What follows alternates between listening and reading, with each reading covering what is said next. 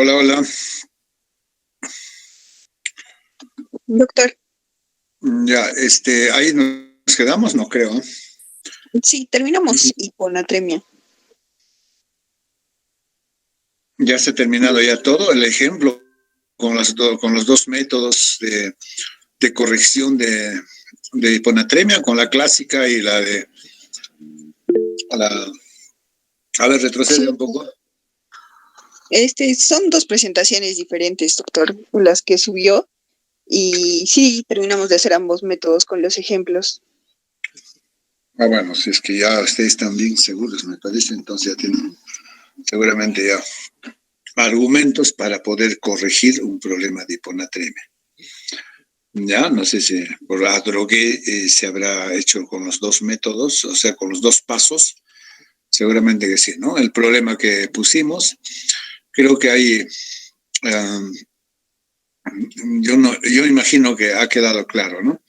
Muy bien, vamos a ver entonces la parte opuesta de la hiponatremia, que es la hipernatremia, ¿ya?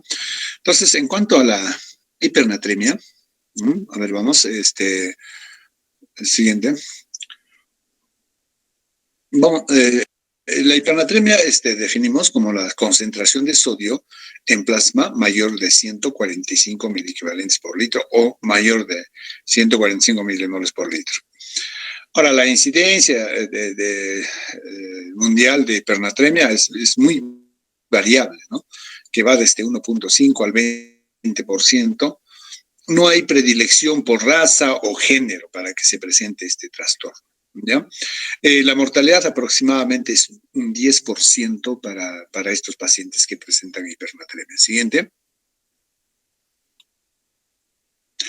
¿Qué población son los que tienen riesgo de hacer hipernatremia? Los niños pequeños, los ancianos, ¿no? O sea, personas mayores, ¿no? Las personas muy enfermas, ¿no? Esos son de riesgo. En ancianos más o menos hablamos en cuanto a la mortalidad en un 60%, y en niños, ¿no? En niños, en sus agudos, el 20% es la mortalidad y en los 10%. Siguiente. ¿Cuáles son las causas de la hipernatremia? Más o menos haciendo analogías, si ustedes estuvieron atentos con la clase de hiponatremia, más o menos podemos hacer una analogía, una semejanza en cuanto a cada uno de los ítems de estas dos patologías, ¿no? Entonces, las causas pueden agruparse según el mecanismo de acción. El primer grupo, ¿no? Se refiere a las pérdidas de sodio y agua. ¿Ya? Y estos se van a producir en aquellos casos en los que hay una pérdida combinada de sodio y agua, aunque es más importante la pérdida de agua. ¿Ya? Eso queda claro entonces. Pierde tanto proporcionalmente agua y sodio, pero como dice acá, es mucho más importante la pérdida de agua. ¿Ya? En esto tenemos causas renales y causas extrarrenales. En las causas renales tenemos por diuresis osmótica inducida por sustancias osmóticamente activas que arrastran agua y sodio en la orina. ¿En qué casos podemos tener esto? Cuando hay administración o el uso de glucosa, sobre todo las hipertónicas, ¿no? De 10, 33, 50%, ¿no? Igualmente la urea, igualmente el manitol. Entonces, estas son causas renales que pueden producir o provocar hipernatremias de causa renal, ¿no? Dentro de este grupo. Y como causas extrarrenales tenemos, ¿no? A las diarreas abundantes, ¿no? Más frecuentemente en niños, a las sudoraciones excesivas. Siguiente.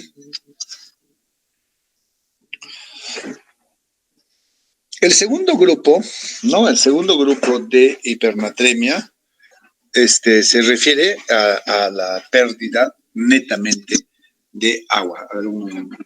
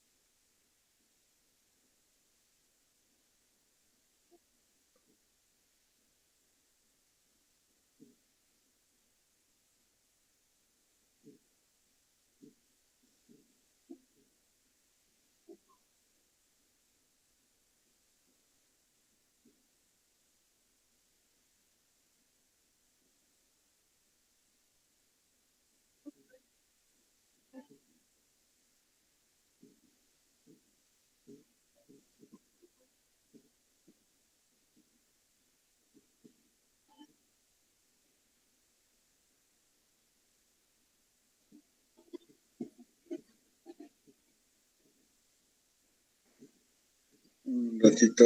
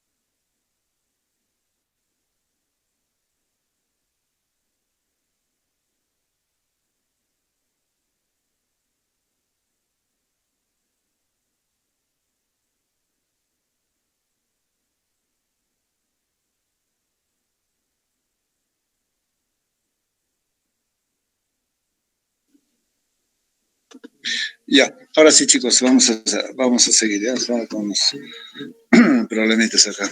Bien, entonces, en cuanto a la segunda causa, al segundo grupo de hipernatremia, tenemos netamente por pérdida de agua. No se olviden la tacita de café con azúcar, ¿ya?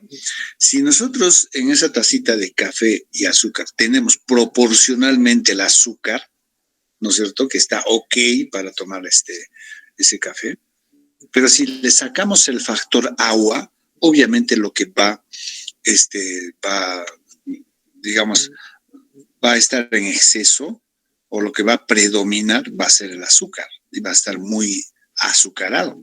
En este caso es exactamente lo mismo. Si perdemos en una solución donde hay solvente y soluto, que vendría a ser el sodio, pierdo solvente, o sea, el agua, y se queda salado. Entonces, al perder agua, obviamente estamos hablando de hipernatremia mucho mayor, ¿no? Entonces, la pérdida inicial de agua corresponde al compartimiento extracelular, en el cual aumenta la osmolaridad, obviamente. El agua perdida corresponde en el balance final al compartimiento intracelular. Acá igualmente existen dos grupos de causas, ¿no? Renales y extrarrenales. ¿Ya? En cuanto a las renales, tenemos la diabetes insípida central, ¿no? En el cual el déficit de la producción de vasopresina va a ser el causante. Entonces, en este caso, el riñón pierde la capacidad de concentrar orina. También tenemos la diabetes insípida nefrogénica, o sea, de causa periférica, o renal en este caso, ¿no? El problema no está a nivel central. Ustedes saben que la vasopresina se produce en la neurohipófisis, ¿se acuerdan? Entonces, hay situaciones en las cuales a nivel del cerebro, en esa zona, es lo que va a haber problemas para la producción de vasopresina. Por consiguiente, entonces podríamos tener, ¿no?, causa renal que va a producir hipernatremia. Pero también hay otra causa que se va a producir porque lamentablemente, así que, si bien es cierto, se produce adecuadamente la vasopresina en la neurohipófisis, pero ya también donde actúa es a nivel renal, a nivel de los túbulos renales. Entonces, si esto es así, estamos hablando de una diabetes insípida nefrogénica. Entonces, en este caso, predomina resistencia a nivel renal, ¿no?, a la vasopresina. La mayoría de los casos se deben al consumo de fármacos como el litio, aminoglucosa, rifampicina, anfotericina, colchicina y publicimentos orales. ¿Ya? Entonces tenemos una diabetes central y una diabetes nefrogénica o periférica. Y de causa de extrarrenal tenemos casos extremos de exposición al calor, por ejemplo, intubación mecánica, quemaduras graves. Las pérdidas pueden ser cutáneas y pueden ser respiratorias. El siguiente. Y como tercera causa de hipernatremia tenemos el aumento del sodio, netamente en este caso. Tacita de café, igual tienes tu azúcar, que está ok tu café. Pero si yo le aumento 3, 5 cucharadas más, definitivamente va a estar súper dulce, súper azucarado. Igual pasa acá, solvente soluto. Si yo le aumento más sal proporcionalmente al solvente, entonces vamos a tener hipernatremia por aumento de sodio. En realidad se presenta en raras ocasiones, ¿no? Tenemos como iatrogenias, ¿no?, por adición de sodio, como por ejemplo suelo salino hipertónico. ¿Qué pasa si estamos tratando una hiponatremia? ¿Se acuerdan? El suelo salino hipertónico de 3%. ¿Qué pasa si se nos pasa? Nos vamos al otro extremo, podemos provocar una hipernatremia, ¿no es cierto? Sobre todo si es al 3%. Bicarbonato de 1 molar también te puede producir, porque tiene bastante sodio. La nutrición parenteral. Cuidado, hay que tener mucho cuidado en los preparados de estas nutriciones en pacientes críticamente enfermos, por ejemplo, ¿no? Las diálisis con líquidos hipertónicos, ¿no? Tanto hemodiálisis como diálisis peritoneal. Entonces, en este grupo se habla de iatrogenia. Iatrogenia es cuando uno provoca el problema, ¿no? También podemos tener ahogamientos en agua salada, ¿no? También el síndrome de Cohn. ¿Se acuerdan del síndrome de Cohn? El hiperaldosteronismo primario. O sea que hay una avidez, ¿no?, intensa de reabsorber sodio debido al incremento de la aldosterona en forma primaria. Es el síndrome de Cohn. Y entonces acá vamos a tener, ¿no?, reabsorción de sodio en exceso, lo cual va a llevar a este problema. Y el síndrome de Cushing, ¿no? Enfermedad que se produce en la glándula suprarrenal, ¿no? Siguiente. Entonces, revisado así, en resumen, entonces, ¿no?, decimos que existen 3 grupos, ¿no?, que producen hipernatremia.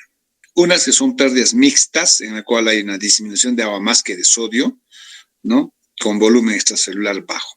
Acá habíamos hablado de causas renales y extrarrenales. Acá están las mismas, de diuresis, osmótica, manitol, glucosa, hipertónicas, ¿no? Y por diarrea, sudoración excesiva, en el cual vamos a encontrar una osmolaridad urinaria alta y natriuria baja, o sea, bajo en sodio en la orina, ¿no? Y el segundo grupo es la pérdida exclusiva de agua. Entonces, en este caso, el volumen extracelular está normal. Y acá tenemos igualmente causas renal, como la diabetes insípida, central y nefrogénica, lo que acabamos de hablar, ¿no? La extrarrenal, la cutánea, respiratoria, ¿no? El exceso de sodio, ¿no?, el volumen del líquido extracelular elevado, con lo que acabamos de hablar, como el síndrome de Cohn, el síndrome de Cushing, o las diálisis iatrogénicas con soluciones de alta hipertónicos, ¿no? Entonces, eso es en general, en resumen, las causas que van a producir hipernatremia. ¿Sí? Siguiente. Igualmente acá, un poquito más Bueno, por ahora, porque estamos adelantando las clases, voy a permitir ingresar, porque no debería ingresar más. Bueno, entonces, acá tenemos un poco más ampliado las causas más específicamente, ¿no? Las causas que van a producir hipernatremia, ¿no? Tenemos pérdida neta de agua, las causas, no tenemos pérdidas insensibles no repuestas, como la sudoración, hipodipsia, diabetes insípida, la que hemos hablado, insípida nefrogénica de causa central, causa renal como los diuréticos de asa, diuréticos osmóticos, en fin, causas gastrointestinales, vómitos, drenaje nasogástrico, fístulas, tercer espacio, diarreas, agentes catárticos, osmóticos como la lactulosa, por ejemplo, causas cutáneas como la sudoración profusa, grandes quemaduras, causas respiratorias, en fin, por hiperventilación o uso de estos ventiladores. Por ganancia de sodio hipertónico, lo que habíamos mencionado, acá tenemos un poquito más ampliamente las causas: infusión de bicarbonato de sodio, alimentación hipertónica, ingesta de cloruro de sodio excesiva, ingesta de agua de mar, ingesta de sustancias emetizantes, enemas, inyecciones, diálisis hipertónicas, en fin, síndrome de Cushing y hiperaldosteronismo primario. Siguiente. El cuadro clínico de la hipenatremia. Mira, fíjense, igual que en la hiponatremia ya les había mencionado, todo trastorno de sodio, tanto por déficit, hiponatremia o hipernatremia, el problema es más de tipo neurológico, la sintomatología. Entonces vamos a encontrar alteraciones a predominio neuronal, el estado mental puede estar alterado, puede estar agitado el paciente, irritado, letárgico, estupor, puede llegar incluso al coma, ¿no? Puede haber una hiperactividad neuromuscular, sed, anorexia, náusea, vómitos, mucosas secas. La hipertensión ortostática y la taquicardia asociada a cuadros de deshidratación, ¿no? En ancianos, cuando está por encima de 160, se evidencia deterioro esencial.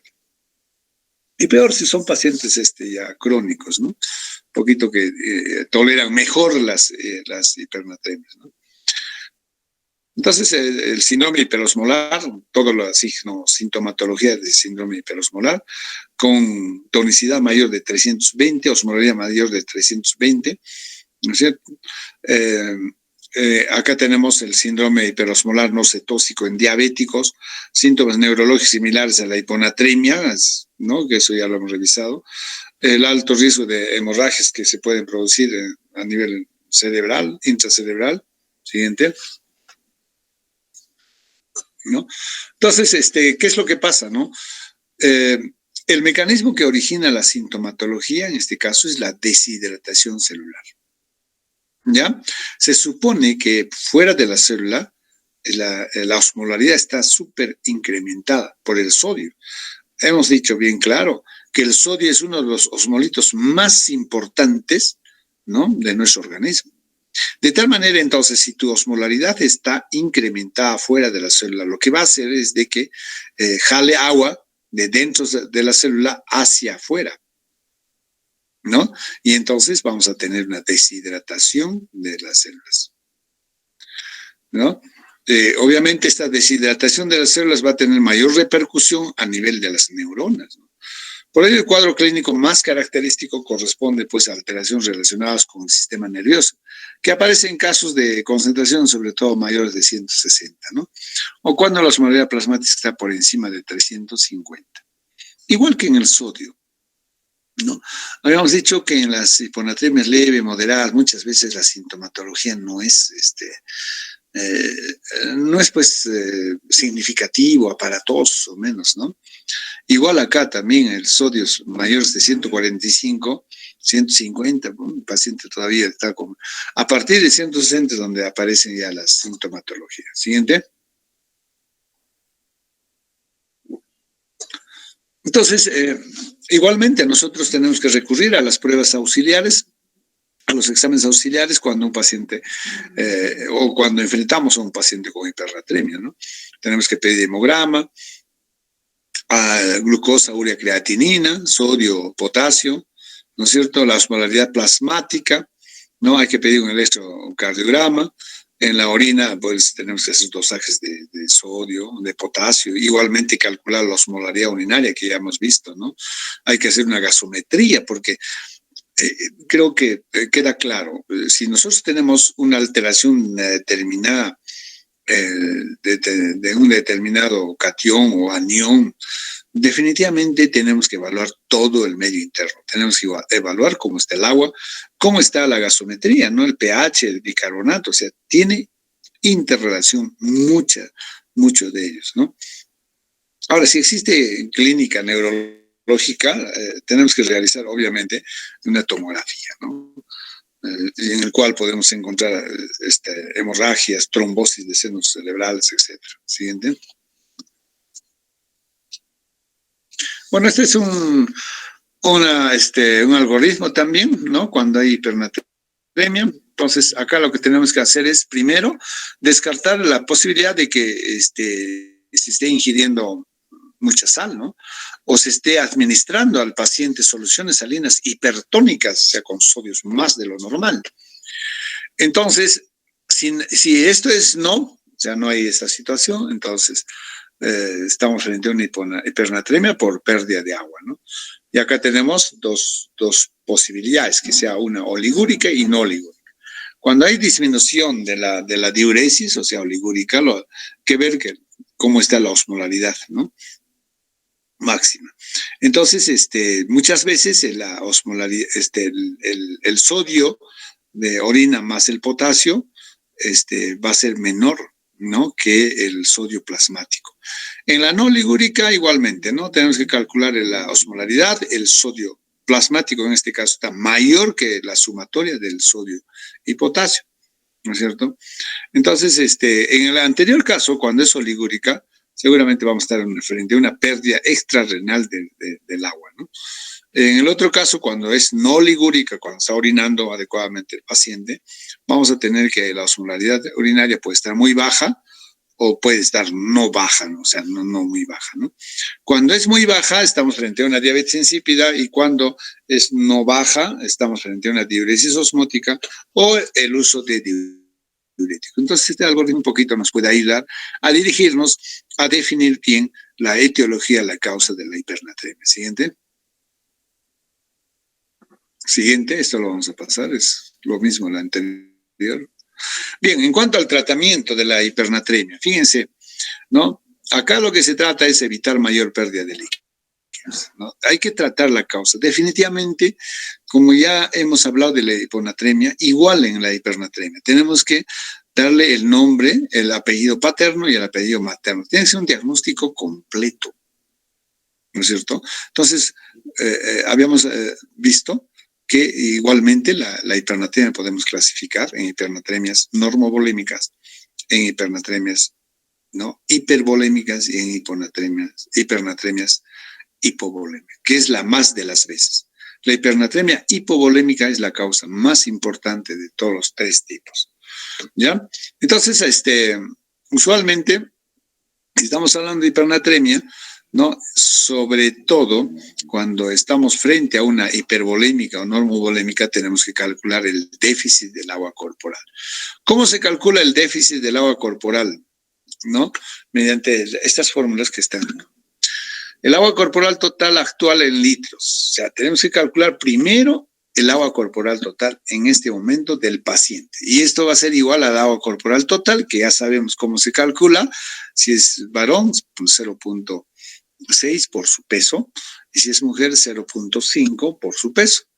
Y esto se multiplica entre el sodio ideal sobre el sodio actual del paciente. ¿Cuál es el sodio ideal? 140. Y el sodio actual puede ser 160, 170, ¿no? Entonces, primero calculamos el agua corporal total.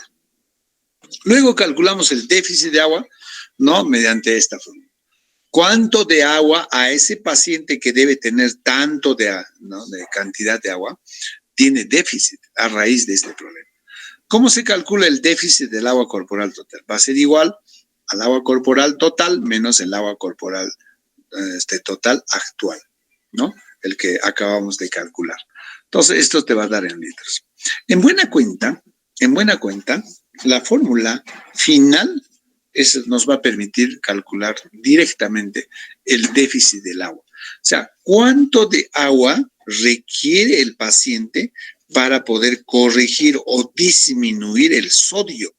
Porque estamos hablando de mucho, abundante, ¿no es cierto? Entonces, ¿cómo calculamos el déficit del agua?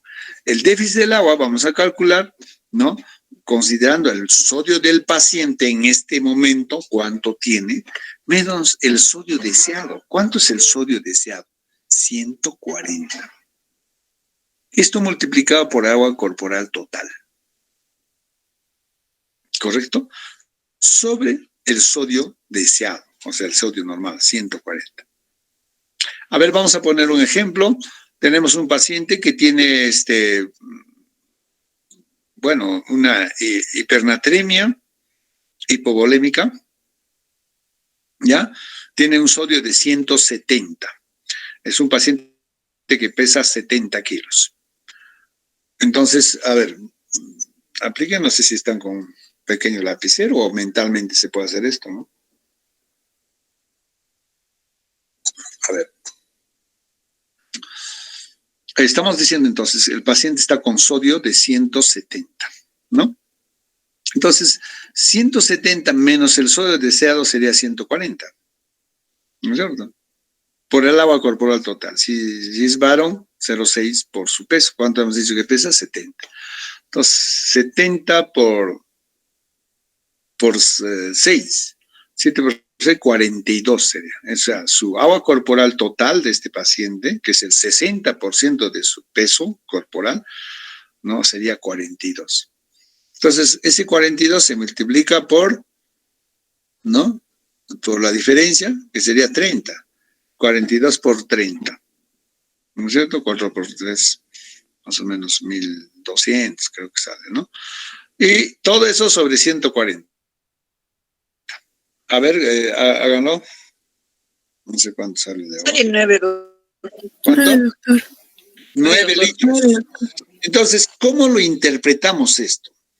Este paciente que tiene 70 kilos, es varón, tiene un sodio de 170, ¿no? Y yo quiero corregir, ¿no? Y llevarlo a ¿cuánto? El sodio deseado, 140, ¿no es cierto? Entonces, acá es la tacita de café, ¿me están entendiendo? ¿No? Con mucho azúcar, ¿sí o no? Está muy azucarado. Entonces, imagina una tacita de café que le pongas, no sé, pues 5 cucharas ¿no? De azúcar, es una barbaridad. Entonces tú dirás, ¿cuánto de agua le voy a aumentar para que mi café sea tomable? Pues, ¿no? Bebible. ¿No es cierto? ¿Ya? Entonces, eso es lo que estamos diciendo. ¿Cuánto de agua? Este paciente que tiene 170 de sodio, ¿no? Lo ideal debe ser 140, bueno, el deseado. Entonces, estamos calculando que a este le faltaría 9 litros de agua para que su sodio se diluya, pues, de 170 baje a 140. ¿Estamos ahí hasta el momento? ¿Estamos o no estamos? A ver, delegada. Sí, doctor. Estamos ahí, ¿no es cierto? Entonces, dice, la interpretación sería que, ¿no? Le faltaría 9 litros para diluir esos 170 y 100. La pregunta es, igual que la hiponatremia, ¿cómo debemos administrar? ¿Qué solución deberíamos dar? ¿Ya? ¿Qué solución deberíamos dar para que se pueda corregir? ¿Ya? Primera premisa, esto no está escrito, ¿eh? Primera premisa. Así como la hiponatremia, la corrección debe ser lenta y gradual. ¿Se acuerdan de la hiponatremia? ¿Cuánto era nuestro techo máximo que no podíamos llegar considerando que es 140 normal? 128. 128, ¿no? Esa es nuestra escuela acá en Cusco. Si hay alguna situación, ya les he dicho, señor, yo vengo del Cusco, en mi escuela me enseñó así, 128. Que 125, que a drogué se va a enojar, que les va... No. A mí 128, punto. ¿Ya? Ahora, vamos a hacer la similitud con la hipernatremia. En la hipernatremia no hay. O sea, no les voy a decir, ¿cuánto es lo normal? 140. No les voy a decir, ¿sabes qué? No debes bajar a 150. Ahí nomás te aguantas. No, ¿no es cierto? No. El sodio, ¿no? Deseado es 140. ¿Está claro? Muy bien. Entonces, mi sodio deseado, acá mi techo va a ser lo normal. No es como el otro que lo aguanto en 128. Acá no, 140. Segundo punto importante, que la reposición del agua que me está faltando de ese señor tiene que ser lento también. Yo no lo voy a poner en 2 horas, pues, o en 3 horas. Tiene que ser lento y gradual. O sea, yo tengo que ir bajando. A ver, en este caso tenemos que bajar, pues, ¿no? En el otro subimos la hiponatremia. Acá tenemos que bajar. 170, 168, 166, 165, así vamos bajando, lento. Gradual y lento. ¿Cuánto debo bajar por hora? Ahí viene el tema. Es igualito que el sodio. ¿Qué hemos dicho en el sodio? ¿Cuánto debemos incrementar por hora el sodio? Un miliequivalente. Uno, ¿no es cierto? Igualito en la hipernatremia, 1 por hora. Entonces, la pregunta, yo me voy a hacer de enfermero. Doctor, estos 9 litros que usted calcula, te va a preguntar, primero, ¿qué solución voy a ponerle? Segundo, ¿en cuánto tiempo voy a administrarle? ¿Qué te parece? Ahora, ¿qué solución voy a ponerle? ¿No? A ver, dice, está en un edificio, prefieren caerse del 7º piso, del 5º, del 3º. ¿Qué dice Eder Durán? Doctor, pues a la menor cantidad de pisos posibles. ¿Han visto la caída de esos chicos en Bolivia, en el Alto? ¿Han visto la noticia? Creo que fueron a reclamar no sé qué asunto y se vinieron. O los han citado, no sé qué pasó, ¿no? Yo de verdad pensaba que era un piso, ¿no? Un piso pues tranquilo, que es de mano, de pie, de no sé, de espalda, no sé. O sea, la severidad va a ser menos, pues, ¿no? Pues si te caes de 3 pisos, ya más o menos será, pues, hoy de 7 no te pases, ¿no? Vas a caer muerto, pues, ¿no? Entonces, ¿cómo quisieras caer si estás en el 7º atrapado o en el 8º piso? De a poco, pues. Que te ponga un atajo en el 5º piso. A ver, que te ponga una colchoneta al 5º piso. ¿Puedes saltar? Sí. Después del 5º piso, que te pongan pues otra colchoneta en el 5º piso. Y así vas cayendo de a poco. Esa caída debemos hacer en la hipernatremia. ¿Qué cosa les estoy diciéndoles? Que si yo, por ejemplo, a ver, ¿con quién estaba hablando? ¿Eder? ¿Con quién he hablado? Sí, doctor, con Eder. Ya, Eder. A ver, Eder. El agua destilada, ¿qué cosa tiene?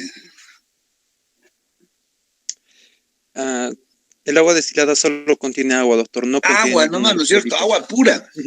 Es agua ¿No es pura, cierto? doctor. Y si tú tienes, a ver, contigo mismo, no me apagues el micro. Si tú tienes 180 de sodio y le pones agua, como le ponen, el otro día nomás he visto en el hospital, agua destilada. Uy, ¿se imaginan de 180 se va a ir a... ¿Cuánto de sodio tiene el agua destilada?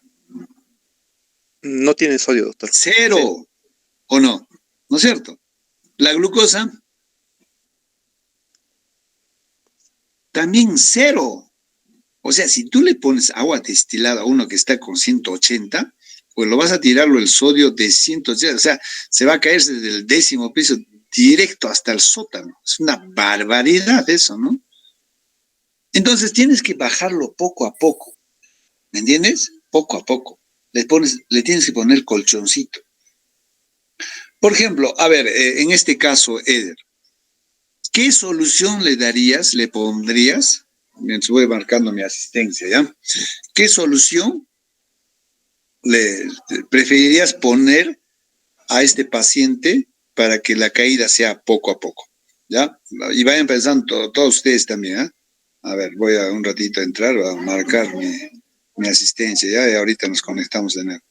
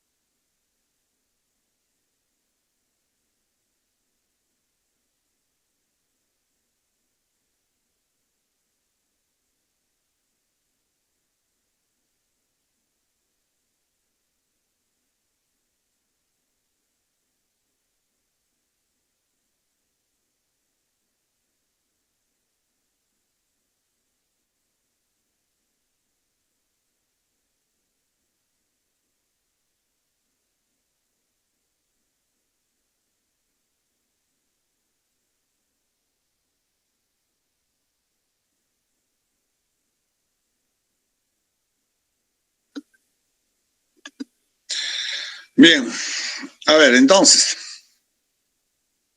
Eder, ¿estamos? Sí, doctor. Ya.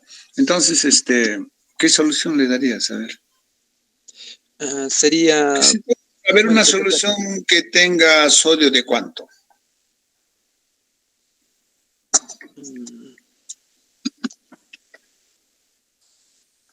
podría ser, doctor, sodio más o menos al 3%. Al 3%. Pero ahí tienes, cuidado, tienes 513 miliequivalentes en un litro, ¿ah? O sea, que lo vas a llevar al paciente desde lo que estaba en el 8º piso, lo vas a llevar hasta 30º piso. Lo vas a llevar al otro lado. No, una solución que tenga menos sodio de 170, pues, para que se le ponga un colchón. Ahí está, Daniela ya puso ahí, 154, que vendría a ser una solución del cloruro de sodio al 9 por mil, ¿se acuerdan? Tiene solución, esa solución al 9 por mil tiene 154 de sodio y 154 de cloro.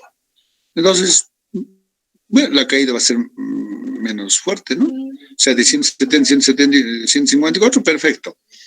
Entonces sí le pondrías. Sí le pondrías. Ahora, le pondría una solución al 0,45%. Al 0,45 es la mitad de 0,9. O sea, si tiene 154, ¿la mitad cuánto sería? La mitad de esa solución salina. 77 miligramos. 77, ¿no? Una caída de 170, 77 sería un poquito fuerte, ¿no? Entonces no le pondría 77. Le pondría la solución de Harman,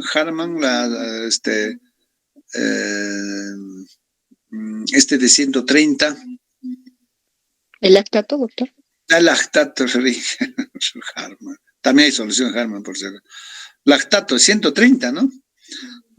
Sería un poquito más doloroso la caída, ¿no? Pero sí le daría, en vez de darle una de 77. Entonces, ustedes pueden jugar así con las soluciones. Entonces, acá lo ideal, lo más adecuado sería pues una solución de 154, ¿no? Entonces, 170, 154, perfecto. Entonces, sí le darías el cloruro de sodio al 9 por mil. ¿No es cierto? Listo. ¿Cuánto le vas a dar? 9 litros. Entonces, si le vas a bajar 1 miliequivalente por litro y tu meta, tu objetivo va a ser 140, ¿en cuántas horas yo debo, de esos 170, debo hacer de que mi paciente esté ya con el sodio normal? ¿En cuántas horas? 30 horas, correcto. Muy bien, en 30 horas. Entonces tú le dices, jefa, calcúlame estos 9 litros, ¿no? Para 30 horas de puesta, más de un día, ¿no? Entonces le tendrán que poner poco a poco. Se supone que después de, o llegado a las 30 horas, el paciente debe estar con sodio ya de 140, que es lo que nuestro objetivo, ¿no? Entonces, más o menos, 3.33 mililitros por hora, así más o menos sería, 3.33 litros por hora. Doctor, sería 3.30. Sería 3.33 mililitros por hora porque en 30 horas tienen que pasar 9 litros. Ajá. Entonces, más o menos por hora tendrían que ser 3.33 mililitros. 3.33 mililitros por hora. No creo, ¿ah? A ver, 9 litros, ¿cuánto sería en mililitros? 9.000 mililitros, ¿no? ¿Sí o no? ¿No es cierto? Eso dividen entre 30. 9.000 mililitros entre 30 horas. Sale 300 mililitros por hora. 300 mililitros por hora. O sea, un frasquito más o menos en 3 horas, sí, claro, tienes razón tu compañero. Más o menos, ¿no? En 3 horas y tantos pasaría un frasco, ¿no? Y así pasarían por los 9. 9 por 3, más o menos, 27, 30 horas. Sí, correcto también. Entonces, nosotros tenemos ahora pues nuestros equipos que tú lo programas, ¿no? Tanto quiero que pase y se acabó. ¿Ya? Ahora, ustedes lo que tienen que hacer es de que, bueno, hoy estamos bajando 1 por hora, está bien. A ver, voy a ver si es correcto. A las 12 horas háganle un dosaje de sodio, a ver cuánto ha bajado. En 12 horas, teóricamente, ¿en cuánto debería estar? En 12 horas. Teóricamente, ¿en cuánto esperaríamos de que ya esté? 168, doctor. 158. 158. Entonces, así tienen que ser ustedes. Decir, a ver, quiero ver si mi método está bien. En 12 horas, 158. Y así debería ir bajando. ¿Ya? Entonces, eso, no se olviden. El otro día he visto, bueno, de estas cosas uno tiene que seguir aprendiendo, ¿no? He visto utilizar agua destilada. ¡Qué terrible! Yo le dije, ¿usted está en lo que puedes provocarle a este paciente? Una caída brusca cerca del sodio, así como la hiponatremia y querramos corregirlo así, puedes llevarlo a un trastorno neurológico severísimo. Severísimo, ¿no? Y entonces ahí viene la cosa, ¿no? Imagínense, podrías provocar una hipertensión craneana igualmente por diferencia de osmolaridad, ¿no? Muy bien, entonces espero que así ustedes, tanto la hiponatremia como la hipernatremia, manejen siempre cuando ustedes les digan, a ver, ¿cómo corriges, Eder, tu hipernatremia? A ver, dime cómo calculas el déficit de agua. Entonces tendrá que ser un ratito. ¿Cómo está su volumen extracelular? ¿Está deshidratado? ¿Está sobrehidratado? ¿O está normal? ¿No es cierto? Ni hablar. Todo va a depender entonces de eso. ¿Ya? ¿Y cuál es la causa también, ¿no? Que está produciendo esto. Muy bien, vamos a potasio. Sí, sí, más o menos, sí, el trastorno neurológico, ¿no? Puede ir hasta desde una lesión, digamos, de trastorno, de desorientación, estupor, puede llegar incluso hasta el coma, e incluso puede llegar a producirte una lesión neurológica irreversible y se puede morir el paciente, ¿no? ¿Ok? Muy bien. Hipercalemia primero. Bien, vamos a hablar ahora de otro trastorno, ¿no? Muy importante en la práctica clínica. ¿Ya? Espero que ustedes estas cosas, ¿no? Ya lo estén manejando, lo estén ya, no sé, ya impregnando en vuestro chip, en vuestras neuronas, ¿ah?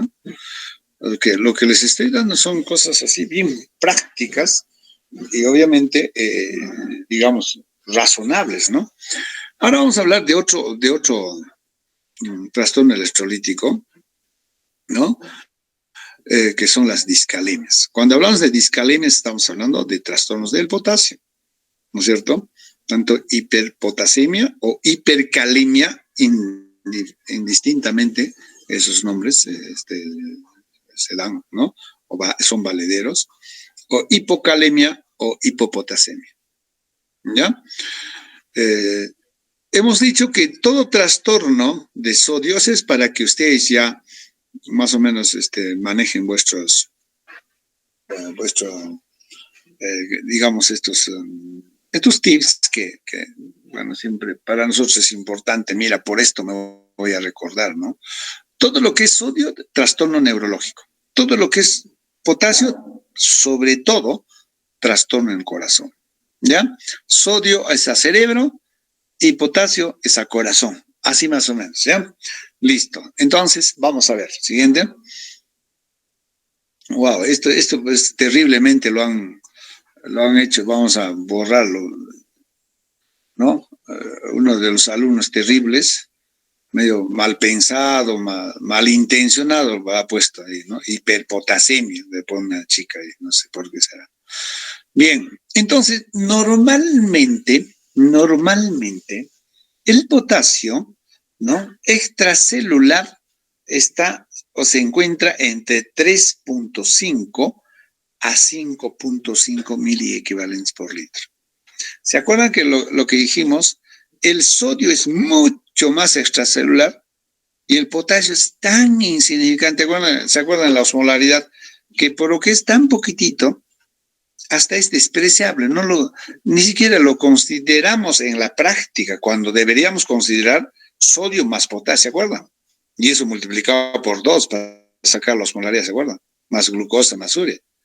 El potasio es tan poquito, pero terrible, ¿eh? Vamos a ver, mira, estos trastornos que podrían llevarnos. Entonces, 3.5 a 5.5 miliequivalentes por litro.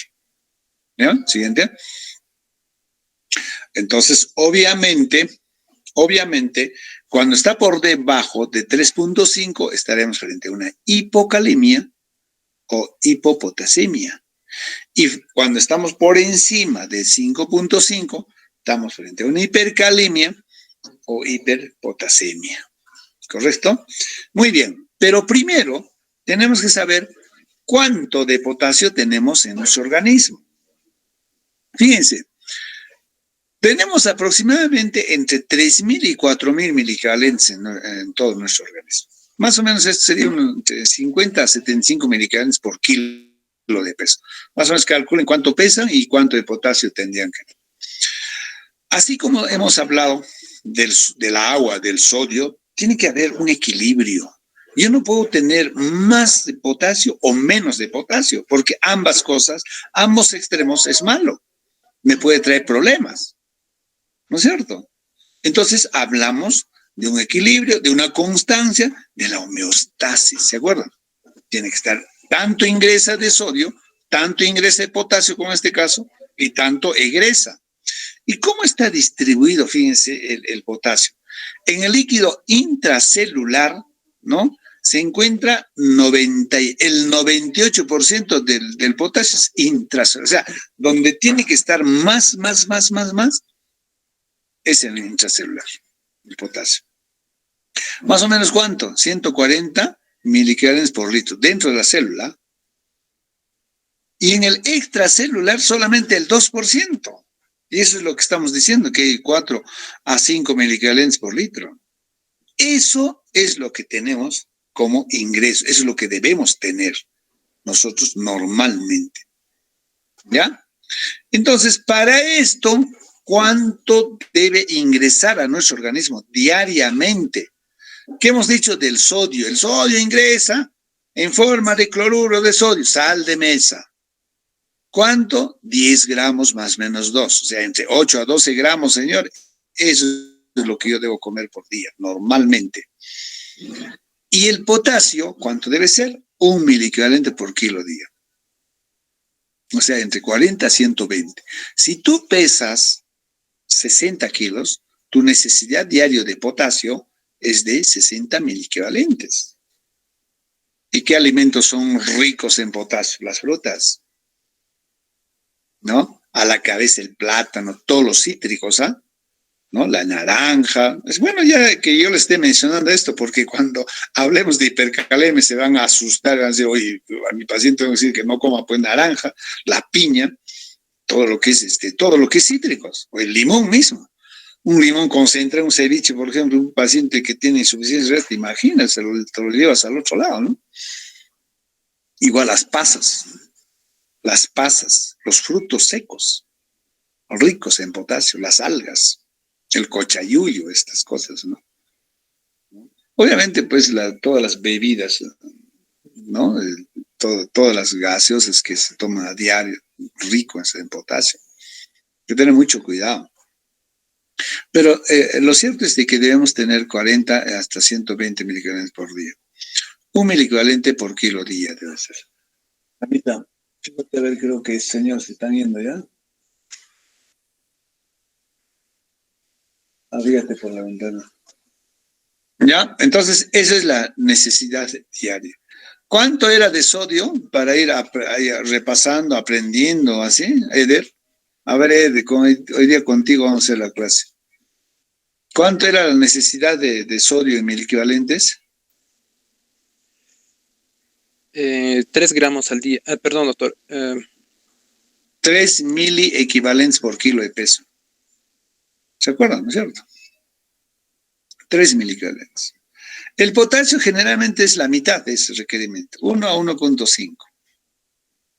¿Ya? Esa es la necesidad. ¿Ya? 3 miliequivalentes por kilo de peso de sodio, ya, cuidado, no, eso ya no tengo que olvidarse. Ahora, eso es, digamos, lo que ingresa. ¿Y cómo egresa?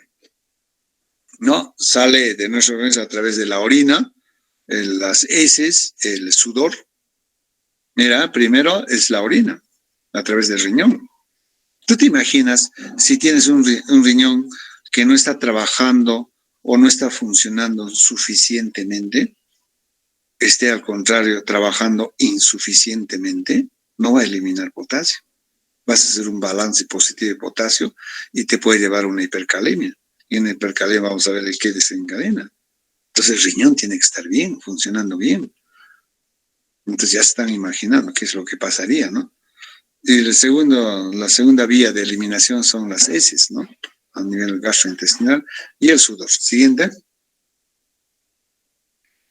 Entonces acá tenemos el manejo renal del potasio, fíjense, ¿no? A nivel de todos los, del sistema de túbulos, ¿no? De cómo ingresa, egresa y en fin, ¿no? A nivel túbulo contorno proximal, 65% se da por transporte pasivo al sodio y agua, a nivel del ACG, el 25 a 30%, ¿no? Y acá se utiliza el transportador sodio-potasio 2-cloro, ¿se acuerdan? En túbulo contorneado distal, ¿no? También un 10%. Siguiente. ¿Cuáles son los factores que intervienen en el intercambio? Pues mira, ahorita lo que estamos revisando es fisiología, ¿no? ¿Por qué estamos revisando fisiología? Se van a darse cuenta, cuando hablemos de tratamiento, tenemos que recordar esta parte fisiológica. Si no, no vamos a interpretar bien qué hacen los medicamentos, qué es lo que debemos hacer, a dónde debemos apuntar cuando estamos con exceso de potasio o cuando estamos a falta de potasio. Entonces, ¿qué factores intervienen en este intercambio de potasio? Tenemos la estimulación de la enzima sodio-potasio ATPasa. ¿Ya? Estos van a permitir ingresar el potasio y salir en su cambio, ¿no? El sodio. Entonces hay un intercambio. Y para esto necesitamos un motorcito a nivel de la membrana celular, ¿no? Quien va a hacer de que salga e ingrese el sodio, el potasio, ese intercambio, ¿no?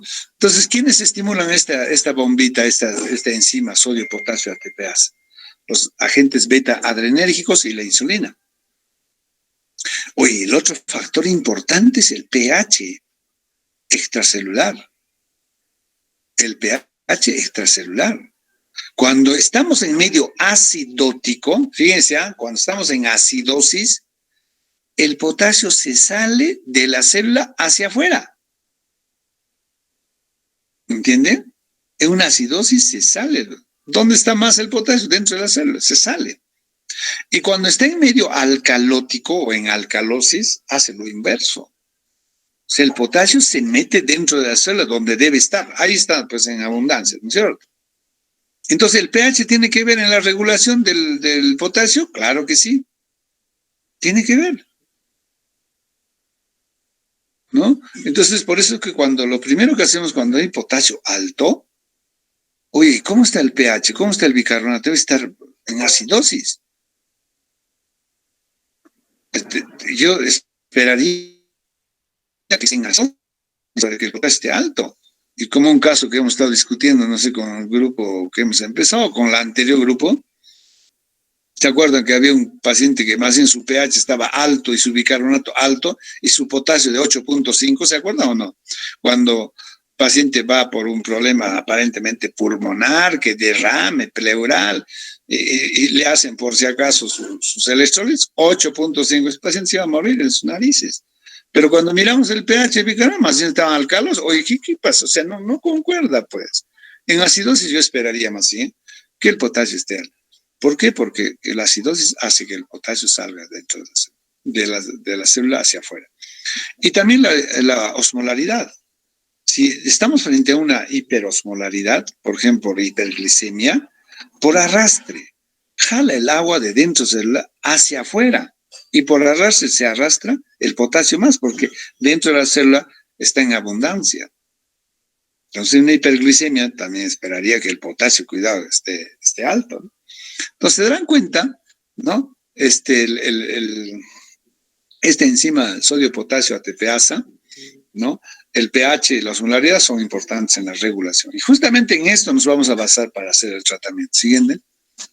Por eso voy a decir, ¿se acuerdan que les dije? Cuidadito que no se acuerden ese rato cuando hablamos de tratamiento, ¿no? Ahora, fíjense, el estado ácido básico afecta la distribución del potasio. Miren, acidosis, como mira la célula, con su núcleo, ¿no? En la primera partecita. Mira cómo el potasio se ha salido hacia afuera, todos se han ido arriba, cuando hay como 6, miren, fíjense, ¿no?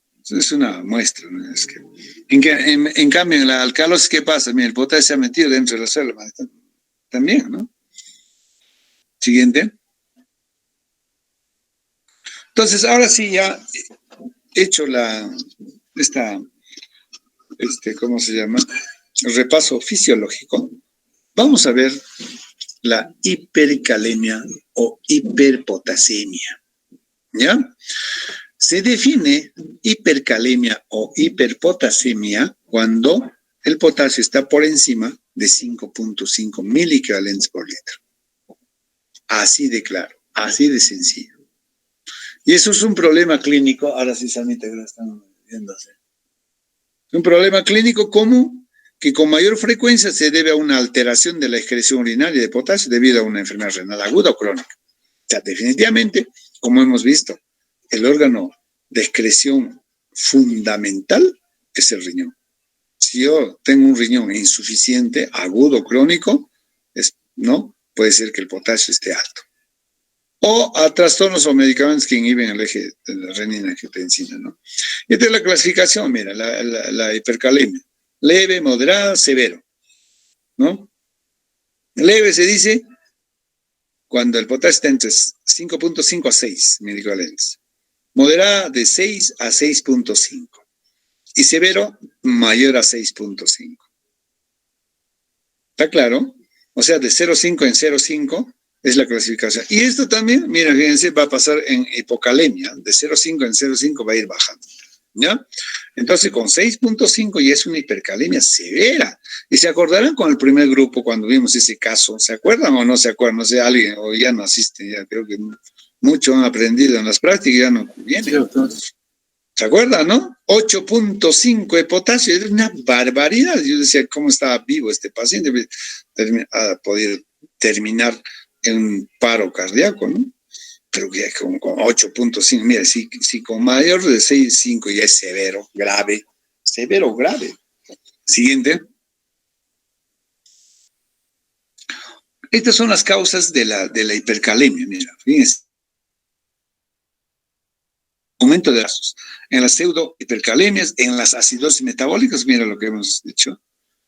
¿Son ellos? ¿Se están yendo? Hay que fijarse, cuidado que estén. Le han dado la llave a esos señores.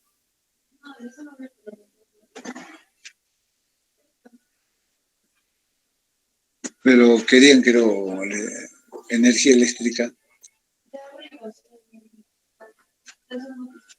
Ya.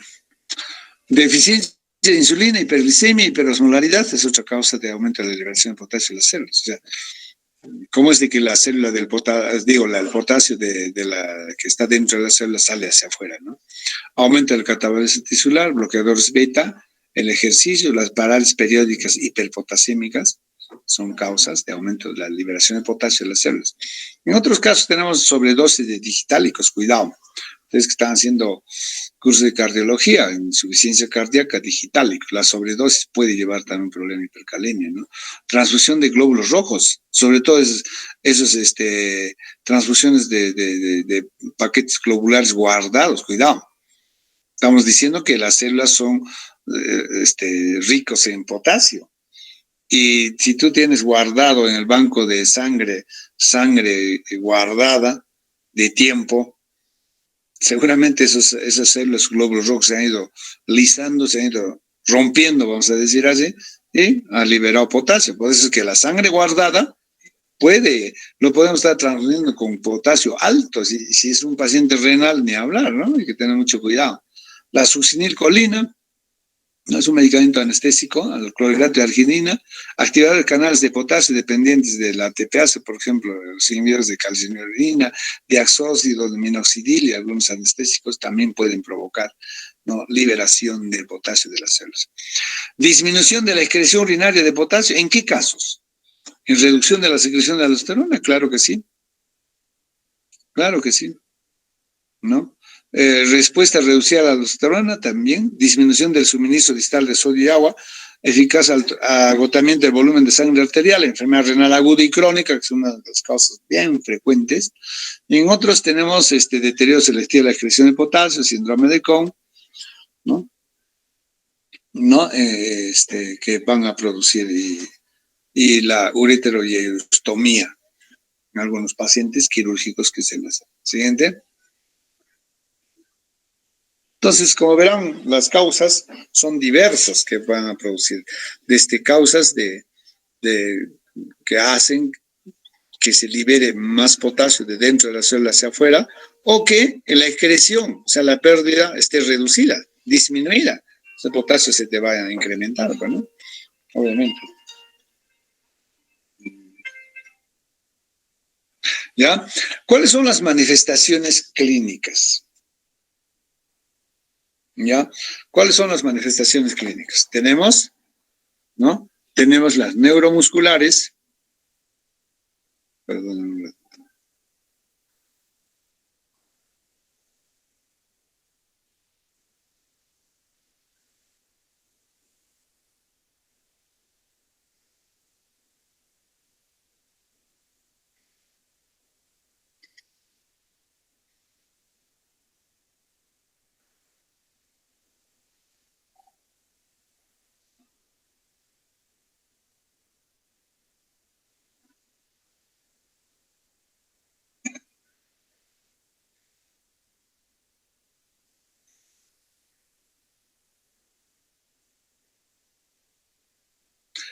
¿No?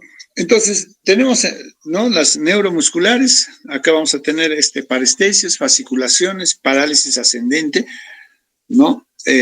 Puede respetarse los músculos del tronco, cabeza y músculos respiratorios, si no, imagínense, producir un paro respiratorio, ¿no? Respeta, pero sí hay parálisis, hay parestesias, o sea, calambres, fasciculaciones, ¿no? Los que también, de nuevo, para recordarles al primer grupo, cuando vimos ese paciente, acudía más porque estaba agitado, cansado y no podía respirar, y tenía pues fasciculaciones, ¿no? Calambres en los miembros inferiores, ¿se acordarán? Eso es justamente, mire, parestesias, ¿no? Ahora, a nivel cardíaco hay cambios en el EKG, en el electrocardiograma, el síndrome de Brugada, que es una alteración del ritmo, bloqueo de rama derecha y elevación del ST, cambios típicos de isquemia cardíaca, ¿no? Buenamente, esta triada que está a este lado es lo que caracteriza la hipercalemia. Debilidad muscular, paciente no tiene fuerzas para caminar, menos para subir unas gradas. Va a haber bradicardia, ¿no? Bradicardia, y va a haber hipotensión arterial. ¿Está claro? Eso es lo básico. Cuando hay hipotensión, cuando baja la presión, yo esperaría más bien que haya taquicardia como a modo de compensar, ¿no es cierto? Pero acá, en vez de que haya taquicardia, hay bradicardia. Entonces, esa triada me hace diagnóstico de hipercalemia. De nuevo, hipotensión con bradicardia y debilidad muscular. Con esa triada, definitivamente estamos frente a una hipercalemia. Ahora, las manifestaciones más graves son debilidad muscular o parálisis, anomalías de la conducción cardíaca y arritmias, ¿no? Que generalmente esto va a ocurrir cuando el potasio está más de 7, imagínense, ¿no? Entonces, eso es lo que pasa. Siguiente. Fíjense las características electrocardiográficas. Va a haber mayor amplitud de la onda T. Fíjense la onda T. La onda T se hace alta y picuda. Puede haber depresión del segmento ST. Los intervalos QRS se empiezan a prolongar, el PR igualmente. Va a haber bradicardia y empiezan las arritmias ventriculares. Buenamente, es como un resorte. Si el resorte tú empiezas a jalar, ¿no es cierto? ¿No? Al final podemos tener prácticamente solamente una línea recta, ¿no?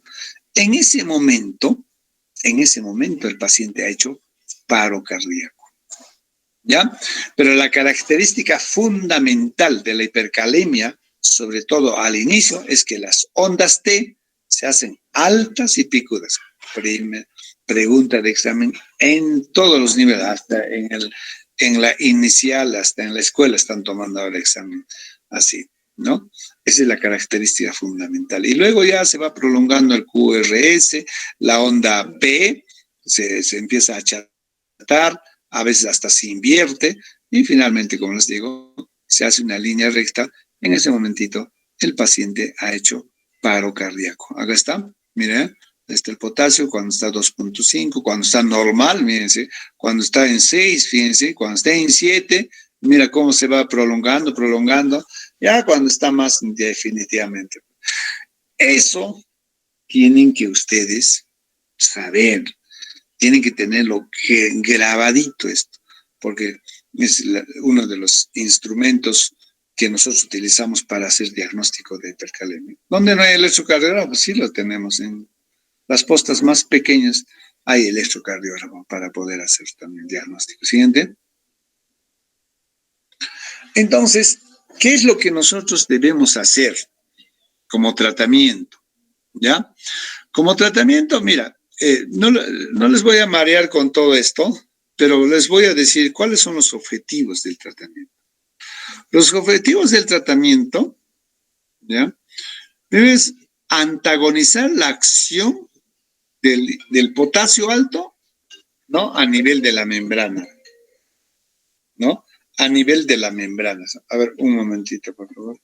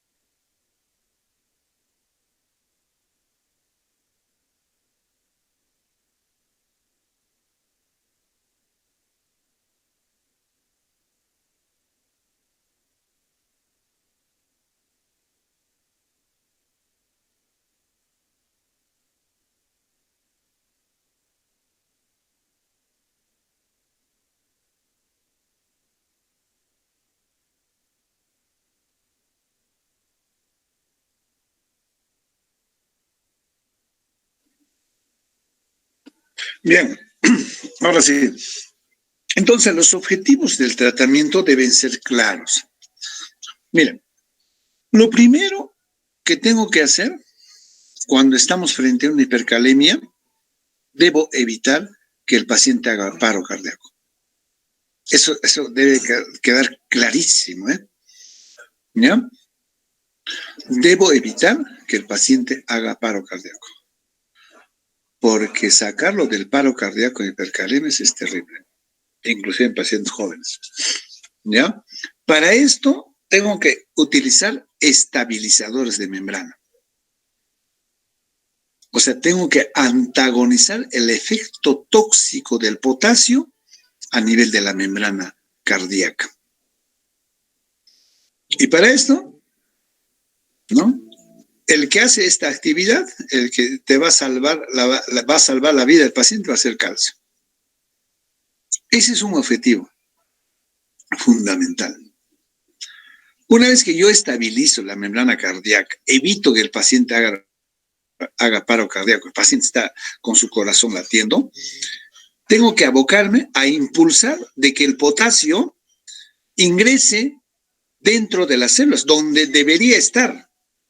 El potasio, ¿no? Normalmente y mayoritariamente, ¿dónde está? A nivel de las células, ¿no es cierto? ¿O no? Claro que sí. Entonces, tenemos que decir, potasio, tienes que irte donde tienes que estar. Vete dentro de la célula, correcto. Y para esto, ¿qué cosa utilizamos para hacer esto? Para que se vaya para que ingrese o se vaya dentro de la célula. La insulina. La insulina es un activador de esta enzima sodio-potasio ATPasa, ¿se acuerdan? En la membrana celular, ¿no? Existen pues estas puertas de ingreso y salida de potasio que se intercambian con el sodio, ¿se acuerdan o no? Con el sodio intercambia el potasio. Entra potasio, sale sodio. ¿Sí o no? O viceversa, entra sodio, sale potasio. ¿Quién lo hace eso? Esta enzima. Pero esta enzima no trabaja pues solo, necesita de un motorcito. Y justamente la ATPasa es un motorcito, pues. Entonces, gracias a esta ATPasa, trabaja esto, intercambiando sodio-potasio. Entonces, la insulina es un activador de la enzima sodio-potasio ATPasa. ¿Qué te parece? Y ahí dice y glucosa, ¿no es cierto? ¿Me están entendiendo todos? ¿Sí o no? ¿Me están escuchando por lo menos? Dice sí, insulina y glucosa. ¿Por qué glucosa? ¿Qué cosa pasa la insulina con la glucosa? Lo que va a hacer la insulina va a bajarte la glucosa, pues, ¿no? ¿Y qué pasa si estás con tu glucosa normal? Te lo va a bajar y vas a producir una hipoglicemia terrible, a no ser que el potasio, la glucosa del paciente esté